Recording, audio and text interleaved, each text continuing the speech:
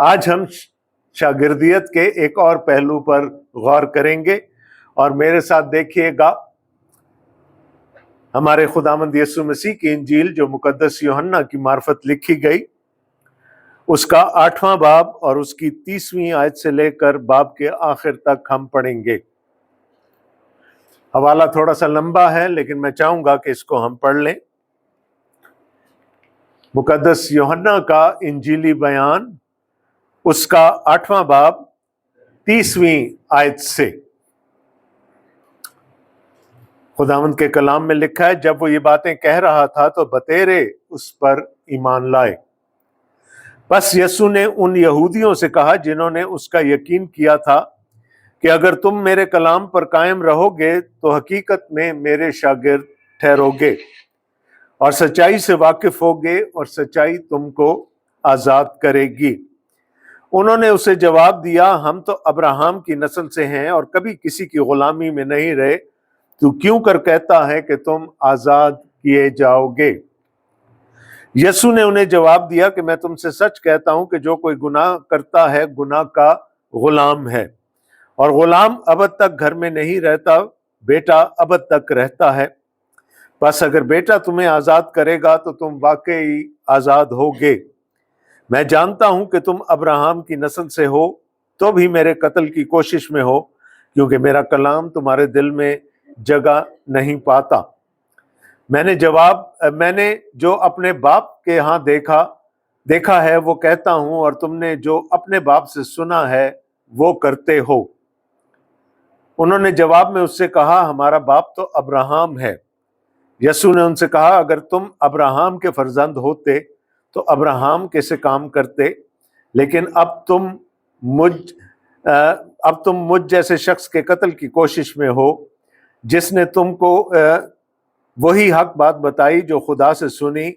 ابراہیم نے تو یہ نہیں کہا تھا، تم اپنے باپ کیسے کام کرتے ہو؟ انہوں نے اس سے کہا، ہم حرام سے پیدا نہیں ہوئے، ہمارا ایک باپ ہے یعنی خدا۔ یسوع نے ان سے کہا کہ اگر خدا تمہارا باپ ہوتا تو تم مجھ سے محبت رکھتے، اس لیے کہ میں خدا میں سے نکلا اور آیا ہوں، کیونکہ میں آپ سے نہیں آیا بلکہ اسی نے مجھے بھیجا۔ تم میری باتیں کیوں نہیں سمجھتے؟ اس لیے کہ میرا کلام سن نہیں سکتے۔ تم اپنے باپ ابلیس سے ہو اور اپنے باپ کی خواہشوں کو پورا کرنا چاہتے ہو۔ وہ شروع ہی سے خونی ہے اور سچائی پر قائم نہیں رہا، کیونکہ اس میں سچائی ہے نہیں۔ جب وہ جھوٹ بولتا ہے تو اپنی ہی سی کہتا ہے، کیونکہ وہ جھوٹا ہے بلکہ جھوٹ کا باپ ہے۔ لیکن میں جو سچ بولتا ہوں اسی لیے تم میرا یقین نہیں کرتے۔ تم میں کون مجھ پر گناہ ثابت کرتا ہے؟ اگر میں سچ بولتا ہوں تو میرا یقین کیوں نہیں کرتے؟ جو خدا سے ہوتا ہے وہ خدا کی باتیں سنتا ہے، تم اس لیے نہیں سنتے کہ خدا سے نہیں ہو۔ یہودیوں نے جواب میں اس سے کہا، کیا ہم خوب نہیں کہتے کہ تو سامری ہے اور تجھ میں بدرو ہے؟ یسوع نے جواب دیا کہ مجھ میں بدرو نہیں، مگر میں اپنے باپ کی عزت کرتا ہوں اور تم میری بے عزتی کرتے ہو۔ لیکن میں اپنی بزرگی نہیں چاہتا، ہاں ایک ہے جو اسے چاہتا اور فیصلہ کرتا ہے۔ میں تم سے سچ کہتا ہوں کہ اگر کوئی شخص میرے کلام پر عمل کرے تو ابد تک موت کو نہ دیکھے گا۔ یہودیوں نے اس سے کہا کہ اب ہم نے جان لیا کہ تجھ میں بدرو ہے۔ ابراہیم مر گیا اور نبی مر گئے، مگر تو کہتا ہے کہ اگر کوئی میرے کلام پر عمل کرے تو ابد تک کبھی موت کا مزہ نہ چکھے گا۔ ہمارا باپ ابراہیم جو مر گیا، کیا تو اس سے بڑا ہے؟ اور نبی بھی مر گئے، تو اپنے آپ کو کیا ٹھہراتا ہے؟ یسوع نے جواب دیا کہ اگر میں اپنی بڑائی کروں تو میری بڑائی کچھ نہیں، لیکن میری بڑائی میرا باپ کرتا ہے جسے تم کہتے ہو کہ ہمارا خدا ہے۔ تم نے اسے نہیں جانا لیکن میں اسے جانتا ہوں، اور اگر کہوں کہ اسے نہیں جانتا تو تمہاری طرح جھوٹا بنوں گا، مگر میں اسے جانتا اور اس کے کلام پر عمل کرتا ہوں۔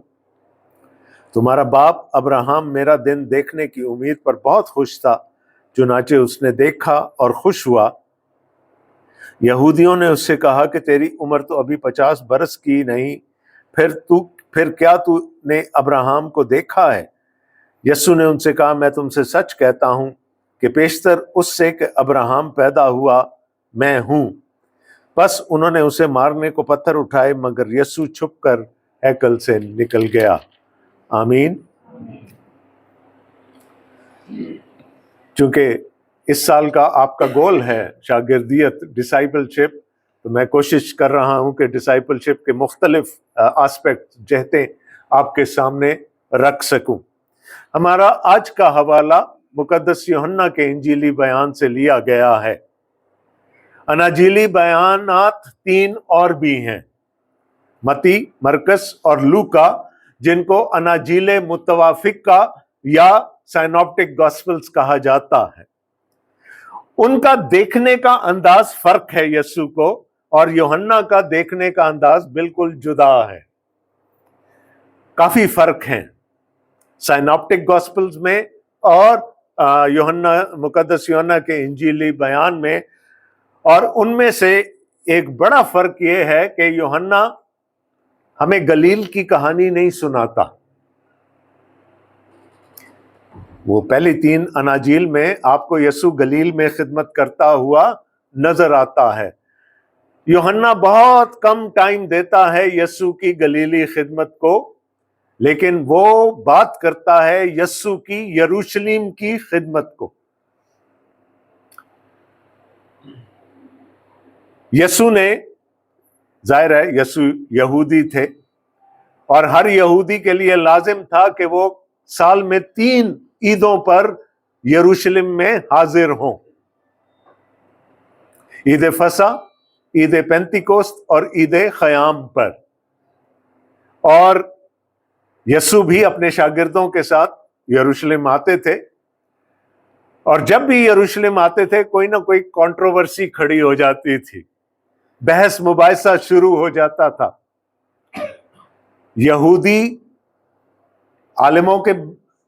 یہودی عالموں، فریسیوں، فقیہوں اور کاہنوں، اور دوسری طرف یسوع کے درمیان۔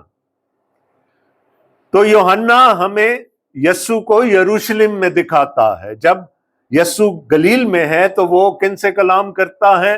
وہ مچھیروں سے، کسانوں سے کلام کرتا ہے، لہٰذا وہاں پر وہ ان کو تمثیلیں سناتا ہے۔ لیکن جب وہ یروشلم میں آتا ہے اور عالموں کے ساتھ بات کرتا ہے تو اس کا لہجہ بدل جاتا ہے، وہ دلیل سے، خدا کے کلام سے بات کرتا ہے۔ اور ایسے ہی ایک واقعے کو ابھی میں نے آپ کے سامنے پڑھا۔ یسوع یروشلم میں ہیں اور عید منانے کے لیے آئے ہیں، اور یہ عید خیام ہے۔ یہودیوں کے کیلنڈر کی سب سے آخری عید خیام ہوتی تھی، جس میں وہ پورا 1 ہفتہ اپنے گھروں سے باہر نکل کر جھونپڑیوں میں اور خیموں میں رہتے تھے۔ اور یروشلم میں پانی پھاٹک کے سامنے کا جو میدان تھا وہ بہت بڑا تھا، اس میں زیادہ تر جھونپڑیاں لگائی جاتی تھیں، اور وہاں روشنی کے لیے 4 بڑی بڑی مشعلیں روشن کی جاتی تھی کونوں پہ، چاروں کونوں پہ 4 بڑی بڑی مشعلیں روشن کی جاتی تھی تاکہ اس میدان میں روشنی رہے۔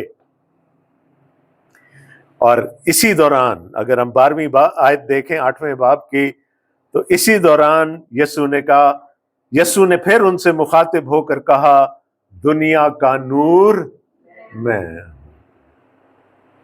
عید خیام میں جہاں مشعلیں جلائی جاتی تھی نور کے لیے، روشنی کے لیے، اور وہ روشنی اس میدان تک محدود ہوتی تھی، خداوند یسوع نے کھڑے ہو کر اعلان کیا کہ دنیا کا نور میں۔ اور پھر اس کے بعد ایک بھیڑ اکٹھی، اس سے پہلے 11 آیات میں اس عورت کا واقعہ ہے جو کہ عین زنا میں پکڑی گئی تھی۔ لوگ اس کو لے کر آئے یسوع کے حضور، وہ یسوع کو پھنسانا چاہتے تھے، لیکن یسوع نے زمین پر جھک کے انگلی سے کچھ لکھا، اور انہوں نے کہا کہ پہلا پتھر وہ مارے گا جس نے کبھی گناہ نہ کیا ہو۔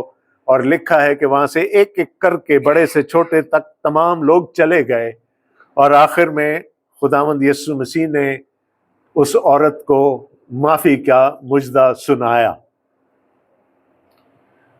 اس کے بعد یسوع نے اعلان کیا کہ دنیا کا نور میں ہوں، اور بھی بہت ساری باتیں کی، اپنی موت کی باتیں کی کہ تم لوگ مجھے سولی پر چڑھاؤ گے، مجھے مار ڈالو گے۔ اور یہ ساری باتیں کرتے کرتے 30ویں آیت میں یوحنا ہمیں کچھ بتا رہے ہیں کہ اس کا نتیجہ کیا ہوا۔ جب وہ یہ باتیں کہہ رہا تھا تو بتیرے اس پر ایمان لائے۔ وہ جو بحث چل رہی تھی، یسوع نے جو باتیں ان کو بتائیں، وقت ملے تو 8واں باب آپ پورا پڑھیے گا، تو اس کا نتیجہ کیا نکلا کہ بہت سارے لوگ اس پر ایمان لائے۔ اب یہ کیسا ایمان تھا وہ ہم دیکھ لیں گے، کیونکہ یہی ایمان لانے والے باب کے آخر میں 59ویں آیت میں دیکھیں، ادھر لکھا پس انہوں نے اسے مارنے کو پتھر اٹھائے، مگر یسوع چھپ کر ہیکل سے نکل گیا۔ ادھر ایمان لا رہے ہیں اور پھر اس کو مار ڈالنا چاہ رہے ہیں۔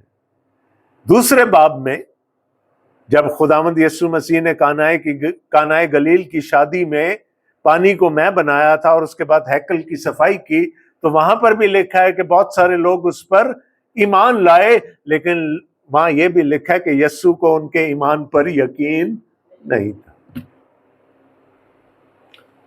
چھٹے باب میں پھر ہم پڑھتے ہیں بہت سارے لوگ یسوع پر ایمان لے کر آئے، لیکن جب یسوع نے کہا کہ میرا گوشت فی الحقیقت کھانے کی چیز اور میرا خون فی الحقیقت پینے کی چیز ہے، تو لکھا بہت سے پھر گئے۔ تو یہ وہ بیج ہے جو پتھریلی زمین پر گرا، جوش خروش سے اگ تو آیا، لیکن چونکہ گہری نہیں تھی زمین، وہ جڑ نہیں پکڑی اور پھر وہ سوکھ گیا، اور بڑی جلدی سوکھ گیا۔ ٹھیک ہے، تو نتیجتاً جو بھی یسوع نے تعلیم دی، جو بھی بحث ہوئی، جو بھی دلائل خداوند یسوع مسیح نے دیے، نتیجتاً یہاں لکھا ہے کہ بہت بتیرے اس پر ایمان لائے۔ 31ویں آیت کہتی ہے پس یسوع نے ان یہودیوں سے کہا جنہوں نے اس کا یقین کیا تھا کہ اگر تم میرے کلام پر قائم رہو گے تو حقیقت میں میرے شاگرد ٹھہرو گے۔ یسوع بھانپ گئے کہ یہ ایمان کس نوعیت کا ہے، اور یسوع ان کو آگے لے کر جانا چاہتے تھے، اور یسوع ان کے ایمان کو شاگردیت میں، ڈسائپلشپ میں کنورٹ کرنا چاہتے ہیں۔ ارشاد اعظم یاد ہے؟ جی کیا ہے؟ بس تم جا کر سب قوموں کو شاگرد بناؤ، ہاں جی، باپ اور بیٹے اور روح القدس کے نام سے بپتسمہ دو۔ بس تم جا کر سب قوموں کو کیا کرو؟ شاگرد بناؤ۔ یسوع ایماندار نہیں ڈھونڈ رہا، یسوع کیا ڈھونڈ رہا ہے؟ شاگرد۔ جب شاگرد بنا چکو تو ان کو باپ اور بیٹے اور روح القدس کے نام میں بپتسمہ دو۔ تو شاگردیت ایمان سے اوپر کی منزل ہے۔ ایمان تو بتیرے لے آئے۔ آج بھی کلیسیا میں اگر دیکھیں، میں عالمگیر کلیسیا کی بات کر رہا ہوں، بہت سارے ایماندار ہوں گے، کروڑوں کے حساب سے ایماندار ہوں گے، شاگرد کتنے گننے پڑیں گے انگلیوں۔ لیکن یاد رکھیے گا کہ خداوند یسوع مسیح کا مقصد کیا تھا کہ وہ ہم اس کے شاگرد بنے، سب قوموں کو شاگرد بناؤ۔ یہ نہیں لکھا کہ سب قوموں کو ایمان کے درجے تک لے کر آؤ، آگے لے کر جانا ہے، شاگرد بنانا ہے، ڈسائپلز بنانا ہے۔ اور یہاں پر خداوند یسوع مسیح نے ڈسائپلشپ کی کیا تعریف کی ہمارے لیے؟ اگر تم میرے کلام پر عمل کرو گے تو میرے شاگرد۔ خداوند یسوع مسیح پہ کلام پر عمل کرنے کی 3 برکتیں یہاں پر بیان کی گئی۔ پہلی، میرے شاگرد ٹھہرو گے۔ دوسری، سچائی سے واقف ہوگے۔ اور تیسری، سچائی تم کو آزاد کرے گی۔ 3 چیزیں۔ تو جب ہم شاگرد بن جائیں گے تو پھر ہم سچائی سے واقف हो जाएंगे। اور 36ویں آیت میں لکھا ہے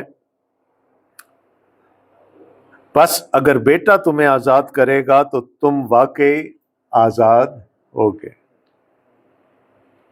وہاں لکھا سچائی تمہیں آزاد کرے گی، یہاں لکھا ہے بیٹا تمہیں آزاد کرے گا۔ تو الجبرا کا چھوٹا سا فارمولہ لگا لیتے ہیں، if A is equal to B and B is equal to C then A is equal to C۔ تو سچائی کون ہے؟ خداوند یسوع مسیح ہے۔ خداوند یسوع مسیح کو ہم جان جائیں گے اگر ہم اس کے کلام پر عمل کریں گے، تو پھر ہم اس کے شاگرد ٹھہریں گے اور سچائی کو جان جائیں گے۔ سچائی کیا ہے؟ ہم نے کہا خداوند یسوع مسیح کی ذات ہے سچی۔ متی رسول کے انجیلی بیان کے 16ویں باب میں اور مرکز 8 باب میں پطرس رسول نے سارے شاگردوں کے بہاف پر ایک اعلان کیا۔ جب یسوع نے پوچھا تم میرے بارے میں کیا کہتے ہو، تو پطرس رسول نے کیا کہا؟ تو زندہ خدا کا بیٹا مسیح ہے۔ تو زندہ خدا کا بیٹا مسیح ہے۔ یسوع نے کہا مبارک ہے تو شمعون بر یونا، یہ بات تجھے خون اور گوشت نے نہیں بلکہ میرے باپ نے جو آسمان پر ہے سکھائی۔ دس از ڈیوائن، یہ بات انسانی نہیں ہے، یہ الہی ہے، اور تجھے میرے باپ نے یہ بات سکھائی ہے۔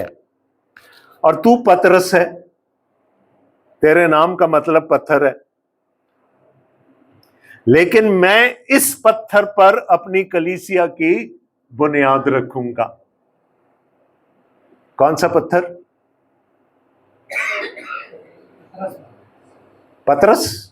پطرس پہ بنیاد رکھی۔ میں کہیں غلطی سے رومن کیتھولک چرچ میں تو نہیں آ گیا؟ یہ جو پتھر تیرے منہ سے نکلا ہے، یہ جو بات تیرے منہ سے نکلی ہے، اس پر میں اپنی کلیسیا کی بنیاد رکھوں گا۔ کیا؟ تو زندہ خدا کا بیٹا مسیح۔ اگر آج کلیسیا قائم ہے تو کس بنیاد پر قائم ہے؟ اس بات کو نکال دیں جڑ میں سے، کلیسیا رہے گی؟ نو۔ تو زندہ خدا کا بیٹا مسیح ہے، یہ سچائی ہے۔ تو یسوع نے کہا اگر میرے کلام پر عمل کرو گے، میرے شاگرد ٹھہرو گے اور سچائی سے واقف ہوگے، اور یہ سچائی تمہیں آزاد کر دے گی۔ اس آزادی کی طرف تھوڑی دیر میں ہم آتے ہیں۔ تو یہ 3 بینیفٹس ہیں خداوند یسوع مسیح کے کلام پر عمل کرنے کے لیے۔ اب یہ کہنا ضروری نہیں ہے کہ کلام پر عمل کرنے کے لیے کلام کا جاننا ضروری، اس کا پڑھنا ضروری۔ تو یہاں یہ پہلا حصہ تھا میرے آج کے سرمن کا، جس میں 2 آیتوں سے ہم نے یہ دیکھا کہ شاگردیت ہے کیا اور شاگردیت کے فوائد کیا ہیں۔ اب ہم دیکھیں گے دوسرے حصے میں 32ویں آیت سے لے کر 47ویں آیت تک وہ 3 رکاوٹیں جو ہمیں شاگرد نہیں بننے دیتی، یا مسیح تک نہیں آنے دیتی، یا سچائی کو نہیں جاننے دیتی۔ 3 رکاوٹیں ہیں۔ لیکن اگر میں کہوں کہ وہ 3 نہیں ہیں، ایک ہی ہے، تو وہ بھی صحیح ہوگا۔ اور وہ رکاوٹ کیا ہے؟ تکبر، غرور۔ کدھر پھنسایا تھا شیطان نے ہوا کو؟ باغ عدن میں نا۔ کیا کہا تھا؟ میں نے سنا ہے خدا نے تمہیں کوئی آزادی نہیں دی،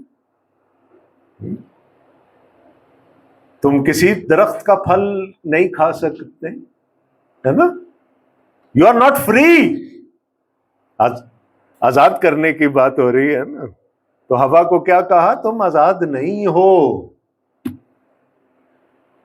تھوڑی بہت تھیولوجی آتی تھی ہوا کو، اس نے کہا نہیں، باغ کے ہر درخت کا پھل ہم بے روک ٹوک کھا سکتے ہیں، ہم آزاد ہیں۔ ہاں، ایک درخت کا خدا نے منع کیا، نیک و بد کی پہچان کا جو درخت ہے اس کا پھل کھانے سے منع کیا۔ لو جی، اصل کم سے رہ ہی گیا پیچھے ہے جی، یہ کون سی آزادی ہے؟ اصل آزادی تو اس نے تمہیں دی ہی نہیں، اصل چیز اس نے اپنے پاس رکھ لی ہے۔ کھا لو یہ پھل، کیا بن جاؤ گے؟ تم خود خدا بن جاؤ گے، آزاد ہو جاؤ گے،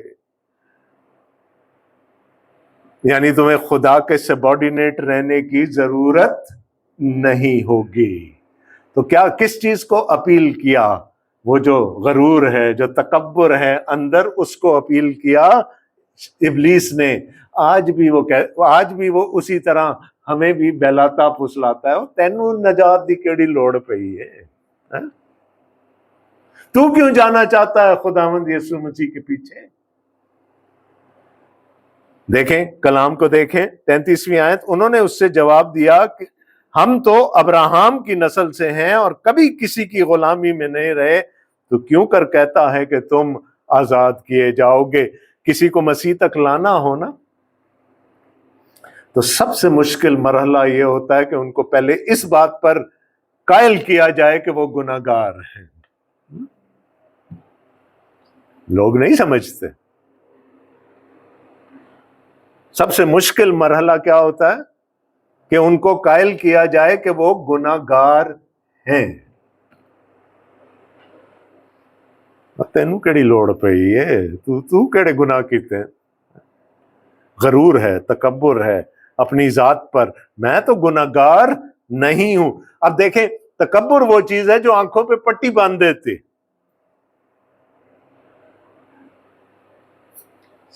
450 سال مصر کی غلامی میں رہ کے آئے ہیں، 70 سال بابل کی غلامی میں رہ کے آئے ہیں، اور اس وقت کس کے نیچے ہیں؟ روم کے نیچے ہیں۔ رومی حکومت کا تسلط ہے ان پر، اور کہہ رہے ہیں ہم تو کبھی کسی کی غلامی میں نہیں رہے۔ تو پہلی چیز کیا ہے؟ ہم آزاد ہیں، ہم تو گناہگار نہیں ہیں، ہمیں نہیں ضرورت خدا کی، ہمیں نہیں ضرورت مسیح کی۔ پہلا تکبر کا جو شاخسانہ ہوتا ہے وہ یہی ہوتا کہ نہیں جی، سانو کیڑی لوڑ پئی۔ تو یہ ہرڈل ہے یسوع تک آنے کے لیے، اس کی شاگردیت میں آنے کے لیے پہلا ہرڈل ہے۔ یسوع نے کہا اچھا چلو میں مان لیتا ہوں تم کبھی کسی کے غلام نہیں رہے، لیکن ایک چیز کے غلام ضرور ہو۔ یسوع نے انہیں جواب دیا، میں تم سے سچ کہتا ہوں کہ جو کوئی گناہ کرتا ہے گناہ کا غلام ہے، اور غلام ابد تک گھر میں نہیں رہتا، بیٹا ابد تک رہتا۔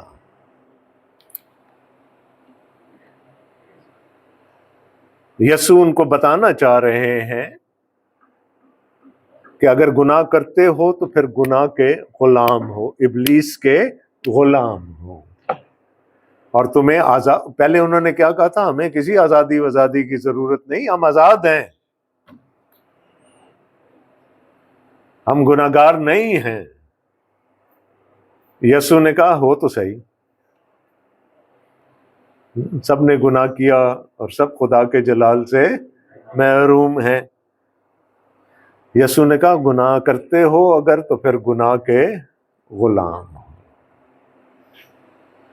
اب یسوع وہ فزیکل سلیوری سے ہٹ کر اب اسپرچول سلیوری کی طرف آ گئے کہ اگر تمہاری زندگی میں گناہ ہے تو پھر گناہ کے غلام ہو۔ کلام مقدس کے مطابق حبقوق نبی کا صحیفہ کیا لکھا ہے وہاں پر؟ کتنے راست باز ہیں؟ کوئی بھی نہیں، ایک بھی نہیں۔ اور یہ یہودیوں کا ایمان تھا، یہ ان کی تعلیم تھی کہ انسان گناہگار ہے۔ اور اگر کوئی راست باز ہے، کوئی سچا ہے، صداقت ہے جس میں، وہ خدا کی ذات ہے۔ ایک آیا تھا نا جوان آدمی خداوند یسوع مسیح کے پاس، اس نے کیا کہا؟ آئے نیک استاد، میں کیا کروں کہ ہمیشہ کی زندگی پاؤں؟ یسوع نے کہا تو مجھے نیک کیوں کہتا ہے؟ تیرے عقیدے کے مطابق تو نیک ایک ہی ہے۔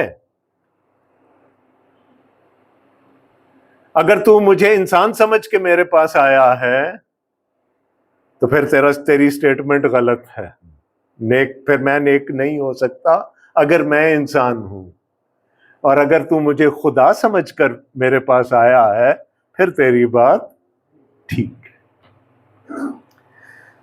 تو یسوع نے جڑ، وہ کیا کہتے ہیں، نبض پہ انگلی رکھ دی ان کے، کہ جو کوئی گناہ کرتا ہے وہ گناہ کا غلام ہے، اور غلام ابد تک گھر میں نہیں رہتا، بیٹا ابد تک رہتا ہے۔ اب یہودی کھڑے ہیں خداوند یسوع مسیح کے سامنے، اس لیے خداوند یسوع مسیح نے ایک جملہ کہہ دیا، کوئی ایکسپلینیشن نہیں دی، کیونکہ یہودی سمجھ گئے ہوں گے کس کی طرف اشارہ ہو رہا ہے۔ تو اشارہ تھا ابراہم کی طرف، اور اشارہ تھا سارہ کی طرف۔ خدا نے وعدہ کیا تھا کہ سارہ سے تیری اولاد ہوگی، ہے نا، جو تیرے سلسلے کو، اس نجات کے، اس برکت کے سلسلے کو آگے بڑھائے گی۔ لیکن سارہ بے صبری ہو گئی، اور اس نے ابراہم سے کہا تو میری لونڈی ہاجرہ کو لے لے تاکہ اس سے ہمارے لیے اولاد ہو۔ ہاں جی، تابعدار شوہر تھا،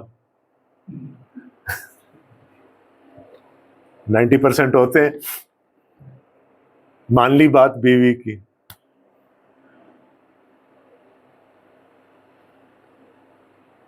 بیٹا بھی پیدا ہو گیا جس کا نام اسماعیل رکھا گیا، بڑا ہو گیا۔ پھر وہ دن آ گیا کہ وعدہ کا فرزند پیدا ہو، اور سارہ سے اسحاق پیدا ہوا۔ اب جن کے بچے ہیں وہ جانتے ہوں گے اس بات کو، ایک چیز ہوتی ہے انگریزی میں، اس کو کہتے ہیں سب سبلنگ رائیولری، ہے نا۔ ایک بچہ ہوتا ہے، دوسرا پیدا ہوتا ہے تو پہلے والے کو زیادہ اٹینشن چاہیے ہوتی، نہیں تو جہاں ماں نے نہیں دیکھا اس نے تھپڑ بھی لگا دینا ہے چھوٹے کو، ہے نا، بیڈ سے بھی گرا دینا ہے۔ یہ نیچرل ہے، بالکل نفسیات کے مطابق ہے۔ تو اس سے وہاں بھی اسماعیل اتنے 12-13 سال اکیلا رہا، اب وہ کہتا ہے میرا شریک آ گیا۔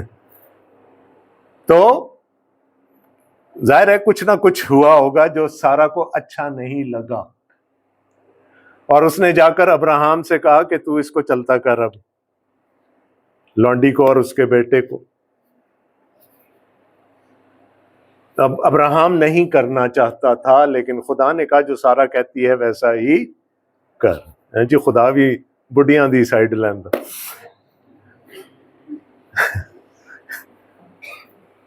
انہوں نے کہا جو وہ کہتی ہے وہ کر۔ اسماعیل کو رخصت کر دیا۔ وہ کہانی ہمیں بڑی اچھی طرح، تو غلام ہمیشہ گھر میں نہیں رہتا، بیٹا ابد تک رہتا، ٹھیک ہے۔ تو جو خداوند بات سمجھانا چاہ رہے تھے وہ ان کی سمجھ میں آ گئی۔ بس اگر بیٹا تمہیں آزاد کرے تو تم واقعی ہی آزاد ہوگے۔ بیٹا ہمیشہ گھر میں رہنے والا ہے، پھر جو بیٹے کے پاس ہیں وہ بھی گھر میں ہی رہیں گے۔ تو یسوع نے کہا جب بیٹا آزاد کرے گا تو پھر تم خدا کے گھر میں ہمیشہ کے لیے رہو گے، غلام بن کر نہیں رہ سکتے، اور خاص کر گناہ کے غلام بن کر نہیں رہ سکتے۔ میں جانتا ہوں کہ تم ابراہم کی نسل سے ہو تو بھی میرے قتل کی کوشش میں ہو، کیونکہ میرا کلام تمہارے دل میں جگہ نہیں پاتا۔ میں نے جو اپنے باپ کے ہاں دیکھا وہ کہتا ہوں، اور تم نے جو اپنے باپ سے سنا وہ کرتے ہو۔ تو پہلا کیا تھا کہ ہمیں ضرورت ہی نہیں، ہے نا، ہم تو کبھی کسی کے غلام نہیں رہے. تکبر کا شاخسانہ تھا یہ. اب کیا ہے؟ ہمارا باپ ابراہم ہے. یہودی 3 چیزوں پہ بڑا فخر کرتے تھے. پہلی چیز کہ وہ ابراہم کی اولاد ہیں جس سے کہ خدا نے عہد باندھا تھا، ڈائریکٹ ڈسینڈنٹس. دوسرا فخر ان کا تھا ختنے پر، کہ ہم مختون ہیں. وہ کیا کہتے تھے غیر قوموں کو؟ وہ جی. اور نامختون ایک یہودی کے منہ سے جب نکلتا تھا یہ لفظ تو یہ گالی بن جاتا تھا. اسی طرح جب وہ کہتے تھے کہ ہم ابراہم کی اولاد ہیں تو وہ غیر قوموں کو کتے کہہ کر بلاتے تھے، اور وہ کہتے تھے کتوں کا خدا کی بادشاہی میں کوئی حق نہیں ہے. We have the exclusive rights.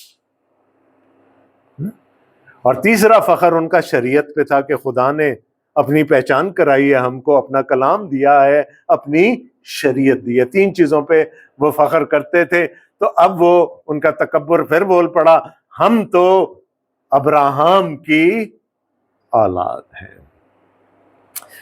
یسوع نے ان سے کہا تم ابراہم کے فرزند ہوتے تو ابراہم کے سے کام کرتے، لیکن اب تم مجھ جیسے شخص کے قتل کی کوشش میں ہو جس نے تم کو وہی حق بات بتائی جو خدا سے سنی. ابراہم نے تو یہ نہیں کیا تھا، تم اپنے باپ کے سے کام کرتے ہو. انہوں نے اس سے کہا ہم حرام سے پیدا نہیں ہوئے، ہمارا ایک باپ ہے یعنی خدا. پہلے بھی جھوٹ بولا تھا انہوں نے، اب پھر جھوٹ پہ آ گئے، لیکن وہ تکبر نے ان کی آنکھوں پر پٹی چڑھا رکھی. یسوع نے کہا کہ اگر تم واقعی ابراہم کی اولاد ہوتے تو پھر تم ابراہم جیسے کام کرتے. اور اس بات کو پولس رسول رومیوں کے خط میں مزید ایکسپلین کرتے ہیں کہ ابراہم ایمان لایا اور یہ اس کے لیے راست بازی گنا گیا. پیدائش 15 باب اور 6 آیت.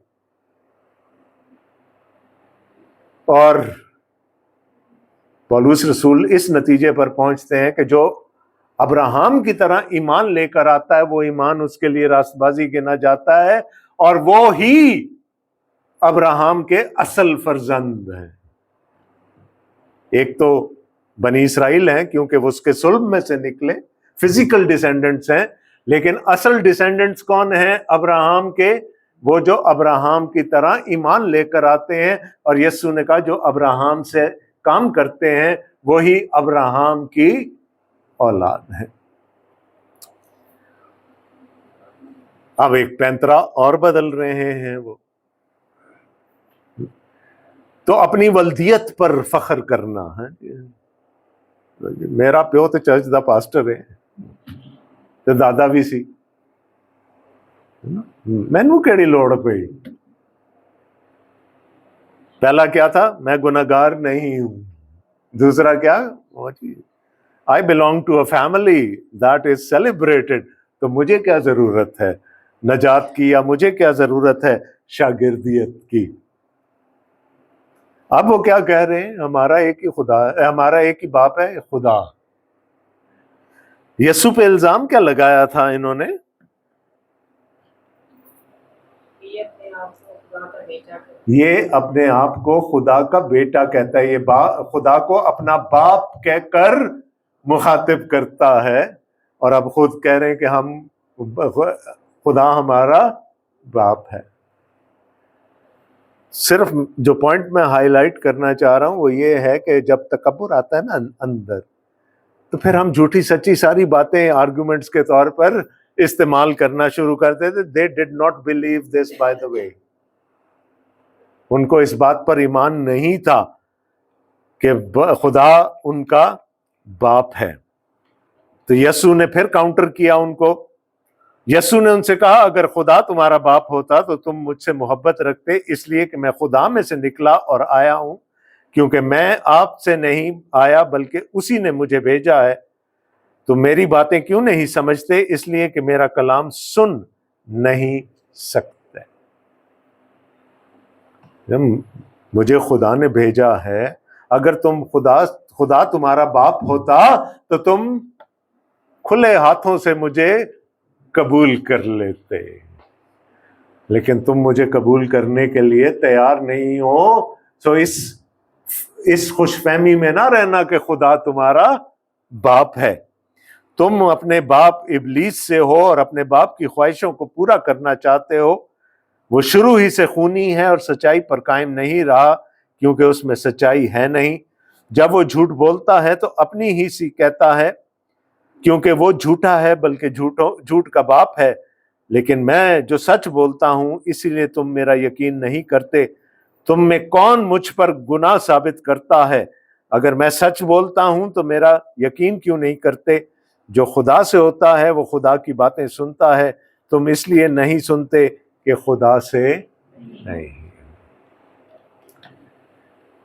یہ وہ 3 رکاوٹیں ہیں. وہ جی خدا سے میرا بڑا اپنا پرسنل رشتہ ہے نا. وہ 3 ہرڈلز تھے، جو یہ 3 رکاوٹیں تھیں یا ہیں جو ہمیں مسیح کے پاس آنے سے روکتی ہیں. اور میں نے کہا یہ تینوں ایک ہی ہیں. تکبر ہے. کر کے بات دیکھیں ذرا سڑک پہ کسی کے ساتھ، آپ کو تکبر کے وہ رنگ نظر آئیں گے. غرور ہے کہ جی ہم سب سے بہتر ہیں نا، ہم جیسا کوئی نہیں. تو غرور ہمارا تکبر. یسوع مسیح نے کیا کہا تھا؟ اگر کوئی میرے پیچھے آنا چاہے تو کیا کرے؟ اپنی خودی سے انکار کرے اور اپنی صلیب اٹھا کر میرے پیچھے ہو لے. یہ کوالیفیکیشن چاہیے یسوع کو، اور یہ ایک شاگردی کر سکتا. ہمیں اپنے تکبر کو، اپنی انا کو نکال کر ایک سائڈ پر رکھنا پڑے گا. یسوع نے خود ہی کہا تھا نا، میں تندرستوں کے لیے نہیں آیا.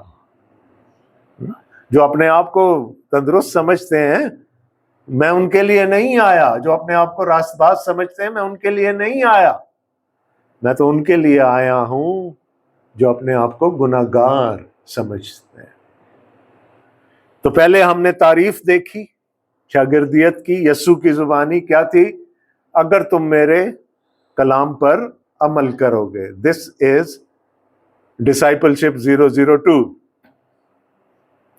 کیوں نہیں کریں گے؟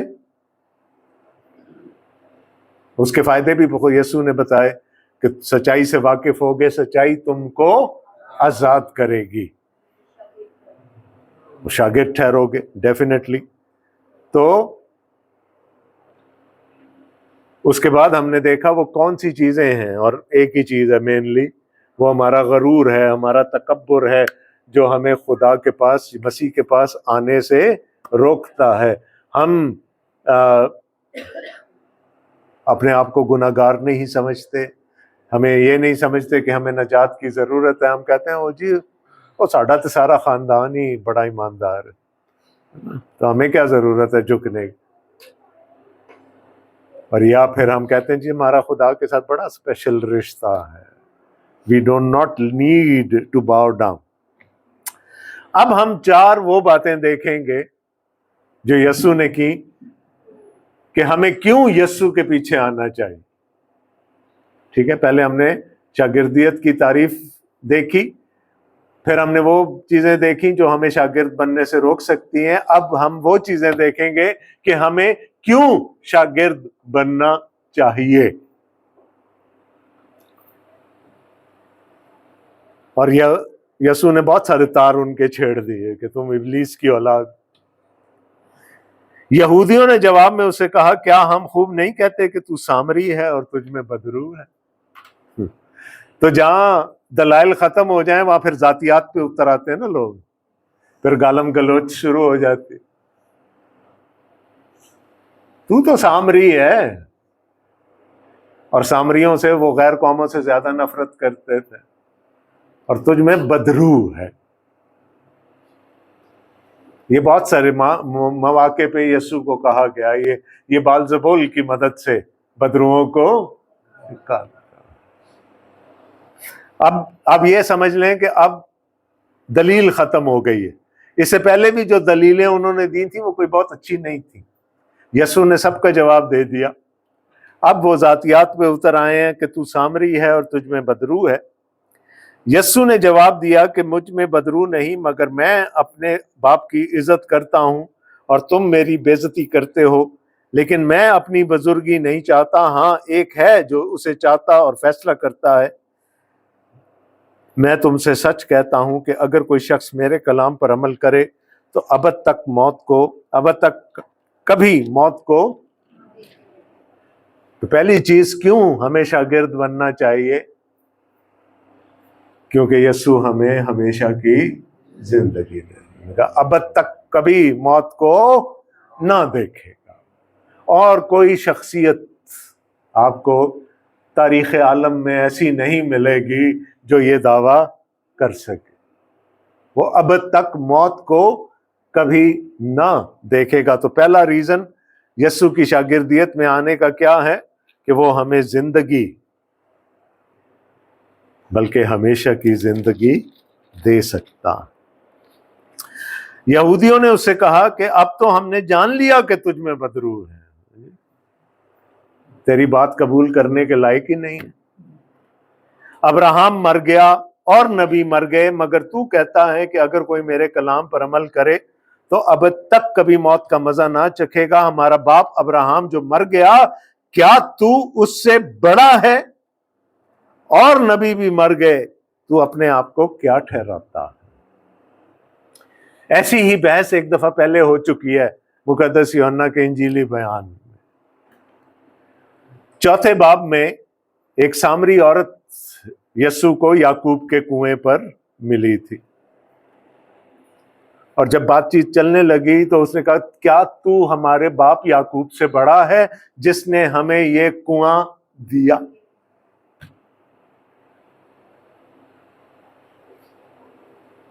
اور یہاں پر یہودی کیا کہہ رہے ہیں، تو کیا ہمارے باپ ابراہیم سے بڑا ہے نا؟ کیونکہ ابراہیم بھی مر گیا اور نبی بھی مر گئے، تو کہتا ہے جو مجھ پر ایمان لائے گا وہ ہمیشہ کی زندگی پائے گا۔ یہ کیسے ممکن ہے؟ کیا تو ہمارے باپ ابراہیم سے بڑا ہے؟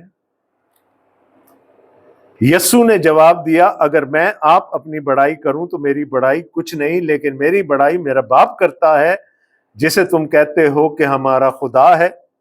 تم نے اسے نہیں جانا لیکن میں اسے جانتا ہوں، اور اگر کہوں کہ اسے نہیں جانتا تو تمہاری طرح جھوٹا ہوں گا، مگر میں اسے جانتا اور اس کے کلام پر عمل کرتا ہوں۔ تمہارا باپ ابراہیم میرا دن دیکھنے کی امید پر بہت خوش تھا، چنانچہ اس نے دیکھا اور خوش۔ کب دیکھا تھا ابراہیم نے خداوند یسوع مسیح کا دن؟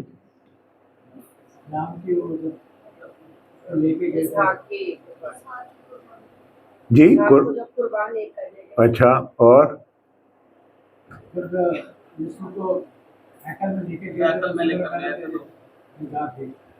وہ تو شمعون نے دیکھی تھی۔ ٹھیک ہے، ابھی تھوڑی دیر پہلے میں ابراہیم اور سارہ کی کہانی آپ کو سنا رہا تھا۔ تو ایک دن ابراہیم، اسماعیل پیدا ہو چکا ہے، ایک دن ابراہیم دوپہر کے وقت میں اپنے خیمے کے باہر خیمے کے دروازے پہ بیٹھا سستا رہا تھا کہ اس نے 3 آدمیوں کو اپنی طرف آتے دیکھا۔ جی، وہ کون تھے وہ آدمی؟ ایک تو یسوع مسیح تھے اور 2 فرشتے تھے جو یسوع کے ساتھ انسانی بھیس میں آئے تھے، اور کیا خوشخبری دے کر گئے تھے؟ اگلے سال بہار میں، ہے نا، وہ جس کا تو انتظار کر رہا ہے، سارا سے تیری اولاد ہوگی، وعدہ کا فرزند آئے گا، اور ابراہم یقیناً خوش ہوا، لیکن سارا جو بھائی نے کہا ہنس پڑی، اس کو یقین نہیں تھا۔ اسحاق آئے گا تو کیا ہوگا؟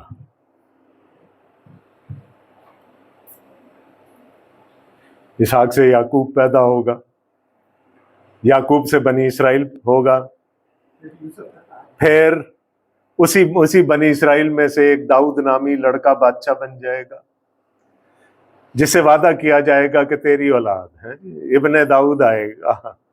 تو ابراہم کو پتا تھا کہ یہ میں صرف ایک بیٹے کی پیدائش کی کہانی نہیں ہے، یہ بہت دور تک جائے گی، اور جا کر یعنی خداوند یسوع مسیح نے اپنی خوشخبری دی تھی اس کو۔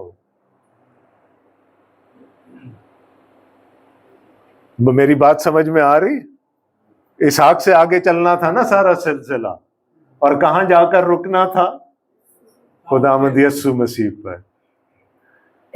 تو اس نے کہا میرا دن دیکھنے کی امید پر زندہ تھا، اور اس نے دیکھ لیا، میں نے دکھا دیا اس کو۔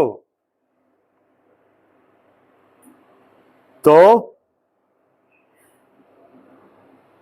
تمہارا باپ ابراہم میرا دن دیکھنے کی امید پر بہت خوش تھا، اور اس نے دیکھا اور خوش ہوا، اپنے بیٹے کی خوشخبری کے بارے میں بھی خوش ہوا، اور خدا کے بیٹے کی خوشخبری کے بارے میں بھی خوش ہوا۔ ایمان وہ پہلے سے رکھتا تھا۔ اب یہ بات ہضم نہیں ہو رہی۔ تو دوسری بات، سوال کیا تھا؟ کیا تو ہمارے باپ ابراہم سے بڑا ہے؟ یسوع نے بتا دیا ہاں میں بڑا ہوں۔ تو ہاں جی میں، تو پہلی بات کہ ہمیں کیوں یسوع کے پیچھے چلنا چاہیے؟ پہلی بات کیا ہے کہ وہ ہمیں ہمیشہ کی زندگی دے سکتا ہے۔ دوسری بات، وہ ابراہم سے اور پرانے عہد نامے کے تمام نبیوں سے بڑا ہے۔ سب کو اکٹھا بھی کر لیا جائے تو وہ ان سے بھی بڑا ہے۔ پرانے عہد نامے کا آخری نبی کون تھا؟ ملاکی۔ اور پرانے عہد کا آخری نبی کون ہے؟ پرانے عہد کا آخری نبی کون تھا؟ جی، یوحنا بپتسمہ دینے والا۔ اور یوحنا بپتسمہ دینے والے نے کیا اقرار کیا تھا؟ میرے بعد جو آتا ہے وہ مجھ سے زوراور ہے، وہ مجھ سے بڑا ہے۔ اور چونکہ وہ آخری نبی ہے پرانے عہد کا، تو وہ سارے نبیوں کے بہاف پہ یہ کہہ رہا ہے کہ وہ جو میرے بعد آتا ہے وہ مجھ سے زیادہ، ہم سب سے زیادہ زوراور ہے، کیونکہ میں نے تو تم کو پانی سے بپتسمہ دیا، وہ تم کو روح القدس سے بپتسمہ دے گا۔ تو یسوع پرانے عہد نامہ کی ساری شخصیتوں سے، سارے نبیوں سے سب سے بڑا ہے۔ دوسری وجہ، اب کیا ہوا؟ یہودیوں نے اس سے کہا تیری عمر تو ابھی 50 برس کی نہیں، پھر کیا تو نے ابراہم کو دیکھا ہے؟ اچھا، کیونکہ ابراہم کی بات ہو رہی ہے نا، تو یہودیوں کو یہ بھی بڑا فخر تھا کہ ابراہم ان کا باپ ہے، اور ابراہم کے ساتھ خدا نے عہد کیا تھا۔ اب اگر آپ پیدائش کی کتاب اس کے 12ویں باب کی پہلی 3 آیات پڑھیں تو خدا نے ابراہم کو بلایا، تب وہ ابراہم نہیں تھا، ابراہم کو بلایا اور اس سے کہا کہ اگر تو اپنی ذات بوم کو، اپنے ملک کو چھوڑ کر اس جگہ چلا جائے گا جو میں تجھے دکھاؤں گا، تو میں 3 کام کروں گا تیرے لیے۔ تجھ سے ایک بڑی قوم بناؤں گا، تجھے ایک بڑا نام دوں گا، اور تجھے ایک بڑی برکت دوں گا۔ ساری چیزیں بڑی ہیں، بڑی قوم، بڑا نام اور بڑی برکت۔ دنیا کے سب قبیلے تیرے وسیلے سے نجات پائیں گے، برکت پائیں گے۔ یہ خدا کا منصوبہ تھا، یہ خدا کا مشن تھا۔ دنیا کے سب قبیلے تیرے وسیلے سے، تیری اولاد کے وسیلے سے برکت پائیں گے۔ یہ وعدہ کس نے پورا کیا؟ خداوند یسوع مسیح۔ اس نے نجات کو ساری قوموں کے لیے عام کر دیا۔ تو ایک بات تو یہ میں نے آپ سے کہی کہ وہ ابراہم اور پرانے عہد کے نبیوں سے بڑا ہے۔ دوسری بات یہ ہے کہ ابراہم سے جو بھی وعدے کیے گئے وہ خداوند یسوع مسیح میں پورے ہوئے۔ تیسری وجہ یہ ہے کیوں ہمیں خداوند یسوع مسیح کے پیچھے چلنا چاہیے، کیوں اس کی شاگردیت اختیار کرنی چاہیے، کیونکہ وہ زندگی دے سکتا ہے، چونکہ وہ پرانے عہد کے سارے نبیوں سے زیادہ بڑا ہے، اور ابراہم سے کیے گئے سارے وعدے اس میں پورے ہوئے۔ اب کیا کہا یہودیوں نے؟ اس سے کہا تیری عمر تو ابھی 50 برس کی نہیں، پھر کیا تو نے ابراہم کو دیکھا ہے؟ حالانکہ یسوع نے یہ نہیں کہا تھا کہ میں نے ابراہم کو دیکھا، اس نے کہا تھا کہ ابراہم نے مجھے دیکھا۔ یسوع نے ان سے کہا میں تم سے سچ کہتا ہوں کہ پیشتر اس سے کہ ابراہم پیدا ہوا میں ہوں۔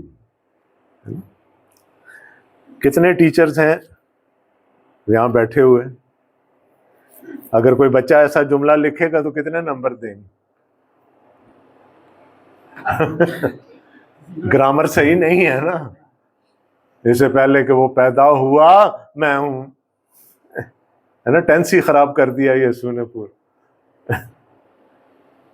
لیکن اگر تھیولوجیکلی دیکھا جائے، الہیاتی طور پر دیکھا جائے تو اس کے بڑے گہرے معنی ہیں۔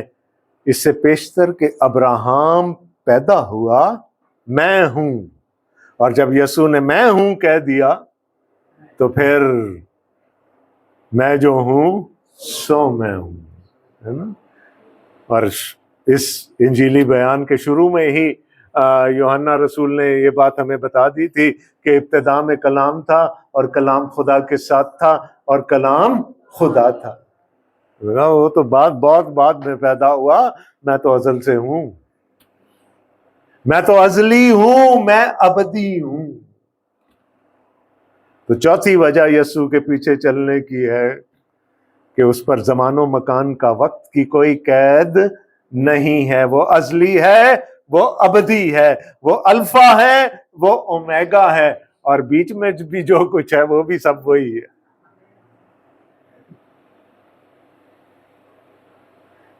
He is eternal۔ اردو میں ہمیں 2 لفظ استعمال کرنا پڑتے ہیں، ازل اور ابد۔ انگریزی میں ایک سے ہی کام چل جاتا ہے، اٹرنل کہہ دیتے ہیں۔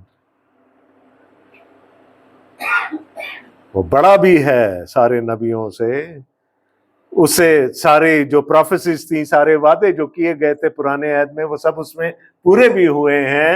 اور یسوع نے کہا میں اٹرنل ہوں، میں ازلی ہوں، میں ابدی ہوں، اور جو خود ابدی ہوگا وہی تو ہمیں ابدی زندگی دے سکے گا نا، جس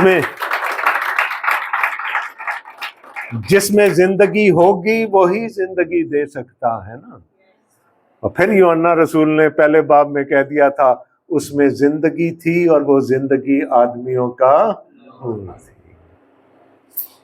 شاید میں آپ کو پہلے بتا چکا ہوں کہ یونانی زبان میں زندگی کے لیے 2 لفظ استعمال ہوتے ہیں۔ ایک ہے بایوس، BIOS، ہے نا، جس میں ہمارے بچوں کا بڑا فیوریٹ سبجیکٹ بیولوجی جیسے نکل۔ بایوس جسمانی زندگی ہے، اور دوسرا ہے زوئے، ZOE، زوئے، جس کا مطلب ہے ہمیشہ کی زندگی۔ تو یوحنا کیا کہہ رہا ہے؟ اس میں زوئے تھی، اس میں ہمیشہ کی زندگی تھی، اور وہ زندگی آدمیوں کا نور تھی۔ تو وہ اٹرنل ہے، ازلی ہے، ابدی ہے، اس لیے ابدیت تک۔ اور یسوع نے کہا نا کہ بیٹا گھر میں رہتا ہے، غلام نہیں رہتا، تو اس نے تو ہمیشہ گھر میں رہنا ہے، اور اگر ہم اس کے ہیں تو پھر ہم نے بھی اس کے ساتھ رہنا۔ شرط کیا ہے؟ جو میرے کلام پر عمل کرتا ہے وہ میرا شاگرد ہے۔ یسوع کو ایماندار نہیں چاہیے، ایماندار بہت ہیں، شاگرد کم ہیں. بلائے ہوئے تو بہت ہیں، برگزیدہ تھوڑے ہیں. یسوع کو شاگرد چاہیے. تو کیا ہم آج کے دن وہ اگلا سٹیپ لینے کے لیے تیار ہیں کہ ہم ایمانداری کے اسٹیٹس سے نکل کر شاگردیت کے اسٹیٹس میں آ جائیں جی، اور فیس بک پہ اپنا اسٹیٹس بدل لیں جی؟ تیار ہیں؟ اگر تیار ہیں تو پھر سچائی بھی پتہ لگ جائے گی، سچائی ہمیں آزاد بھی کر دے گی، ہمیں آزاد بھی رکھے گی، اور پھر جہاں بیٹا ہوگا ہم وہیں پر ہوں گے، اس کے ساتھ اس کے گھر میں ہوں گے، اس کے ساتھ اس کی بادشاہی میں ہوں گے. خداوند آپ سب کو بڑی برکت دے.